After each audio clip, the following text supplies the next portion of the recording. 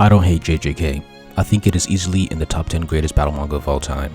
The reason I say it let me down is because it had potential to be in the top 3. I have a video going over all the elite moments in the story, which serves as a prelude to this series.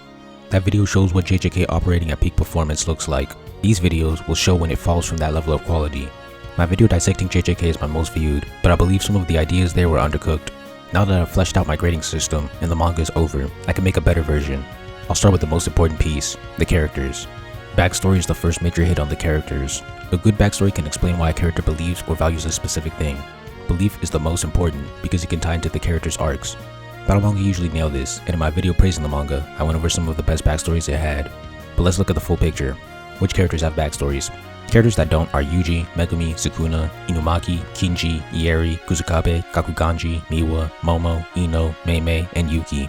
Characters that do are Nobara, Gojo, Maki, Panda, Yuta, Masamichi, Geto, Kenjaku, Mai, Megamaru, Kamo, Todo, Nanami, and Hiromi. I believe this is a fair pool to consider as the main characters. This is already disappointing because it looks like a 50-50 split. The main two characters do not have backstories, but it gets worse when I closely examine the characters that do have backstories. Maki, Mai, and Hiromi have good backstories. What about the rest? Nobara's past technically explains her goal, but the goal is first introduced in that flashback. We never knew she had that goal beforehand. It was emotional, but technically lacking. Gojo's backstory is supposed to explain why he has his current values, but the events that happen in that flashback don't logically bring him to that conclusion. That arc is a mess and I made a video breaking that down. Geto's is a mess like Gojo's. Panda's is emotional, but it doesn't explain anything. Todo's gives us nothing. Megamaru's was fine. Kamo's explained his values. Nanami's explained his values. Yuta's is fine. Masamichi's was emotional, but explained nothing. Kenjaku's explained nothing. So half of half have well-written backstories. There are not enough backstories and not enough well-written backstories. With how good the battle genre is at creating backstories since the 90s, it's a shame to see JJK flounder like this. Next, character arcs. A character arc is a change in belief. An example of a good arc is Hiromi's in chapter 166, which I covered in the inverse video. Good arcs have a ghost, lie, event, truth, and display of the truth. Battle manga are usually exceptional at producing impactful, well-written character arcs. A decent amount of arcs in this story just don't have that same impact due to execution. Hiromi and Junpei have excellent arcs all around. Nobara, Megumi, and Mai had okay arcs. Yuta, Nanami, Gojo, Geto, Megamaru, Yuji, and Kamo had weak executions. I want to start with some of the decent arcs, specifically Megumi and Nobara. When it comes to stories, as long as the character has one great arc, I most likely will never ask for any more character development from them. Megumi and Nobara are the number 2 and 3 characters in the story, and they both have an arc, but neither are great. I could look at other battle manga for examples, but I could also just look at JJK. I don't even like Mai, but her arc was undeniably great. She had a ghost which fueled her belief in the lie, and then she had a change of heart that brought her to the truth, and she took action displaying that belief. She's missing an event that converted her, but is still solid and shows a good amount of effort put into it. Nobara's arc appears in her first fight. It lasts from chapter 4 to 5, which is extremely short and makes it feel like an afterthought. It has a lie and a truth, but there's no ghost for the lie. There also isn't a clear event that changes her mind. Megumi's arc exists for one chapter in 58.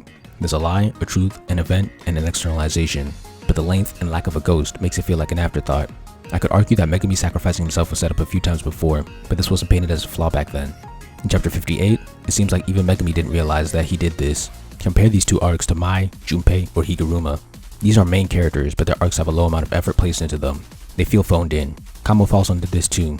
His arc, which I covered in my wasted video, is so easy to miss. It gets so little screen time that it feels like an afterthought. These arcs needed more time spent on them, and clear ghosts that fueled their belief in the lie. It feels like his editors asked him to put in character arc, and he said, "Happy now?" If they had better arcs in addition to these, I wouldn't be complaining. Megumi technically has another arc in the last story arc, but that was initiated by depression, so I don't really put that on the same level as an arc stemming from solid beliefs. Yuji and Nanami have particularly poorly written arcs. The most important one is Yuji's in his final fight with Mahito. He has a change in belief regarding I am you, but the reason this arc is so weak is because it doesn't make sense, and the change in belief doesn't lead to a change in action. I have a video dissecting the entire philosophical conflict in that fight called "What is Yuji talking about?" As for the action, what difference does it make whether Yuji agrees with Mahito or not? It doesn't change his action in any meaningful way, so the arc isn't meaningful. Remember, this is supposed to be one of JJK's most iconic moments. It has spotlight and flair poured into it, but no technical ability. Nanami has the same problem in his first arc. He goes from believing that Yuji isn't a sorcerer to believing that he is. That's cool and all, but there's no change in action. He doesn't behave any differently due to this arc, making the arc hollow. This one isn't as important, but it shows that it isn't a one-time deal. Furthermore, the amount of characters who could have had an arc to improve their character quality, but don't have one, is unfortunate. Maki, Panda, Inumaki, Todo, Kinji, Yuki, and Hana all could have had arcs. Each of them were major characters in at least one story arc. The main villains in this story are underdeveloped. They lack backstories, values, arcs, and themes. I know that the story has excuses for why that is, because they're curses, but that doesn't change the fact that they're underdeveloped. I usually prefer sympathetic villains, because it requires a higher level of technical skill in order to write them, compared to Saturday morning villains. JJK is full of Saturday morning, hand-rubbing, evil villains. Sukuna is just plain evil. Why? We don't know. Same thing goes for Kenjaku. There's no backstory that explains why they became the way they are. Mahito, Jogo, and Hanami are all just evil. Geto had some effort put behind him, but it was messy. His followers and Kenjaku's followers are just evil. To be fair, there are other popular anime with cartoonishly evil villains, like One Piece and Fairy Tail, but at least the main villains were complex. One Piece has Akainu with his thorough justice, and Fairy Tail has Zeref with his death wish. JJK just has Geto, who's dead by the start of the story. Every villain doesn't need a sob story or complex philosophy, but the fact that most of JJK's villains are flat, static, pure evil villains is disappointing, especially the top dogs, Sukuna and Kenjaku. Sukuna at least had some effort poured into him in the final arc. He believes that humans don't have value. This isn't the most complex belief, but it at least allowed for an interesting conversation with Yuji. The belief sadly doesn't have a ghost, weakening it even more, but that's much better than his partner in crime. Kenjaku just wants to make the merger for fun. You could argue that he values curiosity, but you could also argue that he's just a psychopath supervillain. There is no ghost that explains his belief. Neither of these two have a character arc. When a villain is well-rounded, they can represent the anti-theme, like Junpei. But because these villains lack layers, they don't do that, which negatively impacts the themes. Look at my video for the themes in Season 2. In Shibuya, there are no themes, which shows how ideologically shallow most of the antagonists are. Even in Season 1, most of the anti-themes that oppose the heroes came from other heroes. So these villains are poor characters, but they also don't contribute to the themes. This might be one of the worst villain casts in battle manga.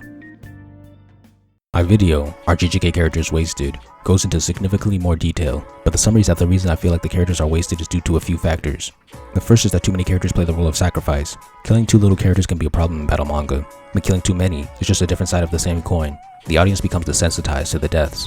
The second is that too many characters either don't go above and beyond with their roles, or they don't play many roles. A lot just do the bare minimum that their role demands. An example of a character doing the bare minimum is Momo as a thematic opponent. She represents the anti-theme, but she doesn't do a spectacular job at it. She does the bare minimum to meet the requirements. An example of a character with one role is Toji, the rival. His entire existence is to make Gojo stronger. He doesn't have any other role in the story. Even when he's revived, he doesn't have a role. He's just another opponent to kill. There are some characters that I question what the point of their inclusion was, like Ieri, Ino, or Haibara. JJK really gives some characters the short end of the stick. The main ones that come to mind are Yuji, Nobara, Todo, and Inumaki. Let's start with Yuji. As a protagonist, you should be the one carrying the themes on your shoulders. If you look at other popular battle manga, it's the MC that represents the theme a majority of the time. JJK Season 1 was like that, but then it just stopped for a long time. After Yuji vs Junpei, you have to wait until Yuji vs Hiromi for another theme, and it makes his character feel shallow and undercooked by comparison. To add insult to injury, the Culling Game arc made Yuji look like a chump, in the penultimate arc no less. Apart from Shinjuku Showdown, the final arc, Culling is the longest. Why did Yuji look bad? Problem 1. Yuji fights first. Usually in arcs like this, the MC has his fight last to show his importance and coolness. Yuji vs Hiromi happens at the start of the arc, and he doesn't fight again. Problem 2. Yuji gets swept. Hiromi quits the fight when he's ahead, but Yuji was on the defensive and would have definitely lost had his opponent not quit. Problem 3. Everyone else turned up. If everyone else had lost, Yuji losing wouldn't have been a problem, but Megumi turned up against Reggie in the best fight of the story. Then Yuta turned up against Ura and Ryu, the second best fight of the story. Then Hakari turned up against Kashimo, the third best fight of the story. Then Maki turned up against Naoya and arguably surpassed Toji. So everyone else put forth their A game and added to their highlight reel, while Yuji took an L and never fought again. A big contributing factor to his poor performance was his lack of attack. How do you create one of the best magic systems known to man and have your protagonist lack one for most of the story? That's embarrassing. Now, Yuji did step up in the last arc, but I'll get to that later. Now, Nobara. She's the queen of L's. The only fight she's won have been duos. She lost off-screen in the Fearsome Womb. She was losing to Mai. She was gonna beat Momo, but then lost to Mai again. And then in Shibuya, while her two teammates are turning up and collecting wins, she loses 2 fights and wins none. Why? As a main character, Nobara could have gotten a tech reversal, an incomplete domain, and a complete domain, but instead, she's written out for half the story. And no, it's not because of sexism. Todo started off solid, but then when he lost his arm and disappeared for several arcs, that was disappointing. He was a solid fighter and got written out halfway through the story. Like Nobara, we didn't get to see him level up as much as he could have. Inumaki's even worse. He was only active in the Kyoto arc. He's defeated off-screen in Shibuya and disappears for the remainder of the story until the very end, and when he comes back he doesn't even have a power-up like Todo. Megumi recently got the short end of the stick. He's the second main character, yet he's almost completely absent from the final arc because Sukuna is using his body. The story even came up with a nonsense way for Yuji to separate the two, but Megumi refused to take it, leaving him out of the story for even longer. He never got a chance to complete his domain, and he never got the chance to use Maharaga. I can kinda understand the criticism of calling him Potential Man. After all of this short ending, the story is trying to make up for lost time in the final few chapters. Yuji got 2 curse techniques, Simple Domain, mastered Black Flash, and was soloing Sukuna multiple times. Todo came back with a Viper Slap that increased the power of his technique. Inumaki came back with an assist for Kojuta, and Nobara with an assist for Yuji. All of that is cool, but I'm not one of those short-term memory fans. You can't just drop a bunch of cool moments at the end of the story to make me forget how they were lacking for most of the story, when they still had room to grow. Yuji's fight still suffered due to him not having a tech. Nobara, Todo, and Inumaki still didn't realize their full combat potential. Todo and Inumaki still don't have character arcs, backstories, or solo wins. I've realized that having universal power-ups is a double-edged sword. I didn't realize it with Bleach because every character I expected to get a Bankai eventually got there, but in JJK, that didn't happen. Because everyone has the potential to get a domain or reverse tech, I actually want to see them all, so when I don't, I'm disappointed. There's so much money left on the table regarding the magic system, but I'll get into that in another video. Lastly, values and the way those values are tested is another point for grading characters. I saved this for last because it's the least important. JJK attempts this, and initially, it succeeds, but then it falls off. In Season 1, Yuji has the philosophy of proper deaths and helping out anyone in need, which is explored well in the Fearsome Womb and Mahito arcs, but from Season 2 and on, it seemingly disappears. At the end of Season 1, he adopted a more depressing philosophy, including cogs and a lack of meaning, but that never appeared again. What about Megumi? He was the first to bring up the cog and machine thing. I don't remember this philosophy ever coming up again after Season 1. His cynical, I'm not a hero philosophy was shown well when he argued with Yuji in Fearsome Womb. He has this whole philosophy of who he chooses to save in Season 1, but that doesn't come back again. At least the darker side of his philosophy shows up again when he kills humans in the Culling game. Gojo and Geto have messy writing in the flashback, but in the present, the only thing that shows Gojo's values is his desire to protect Yuji. You could argue that him killing the elders is another show of values, but I have another issue with that. I'll go over that in another video. Apart from these two things, Gojo appears as a shallow, generic character. In conclusion, Megumi isn't just Potential Man. Jujutsu Kaisen is potential manga. Next is themes.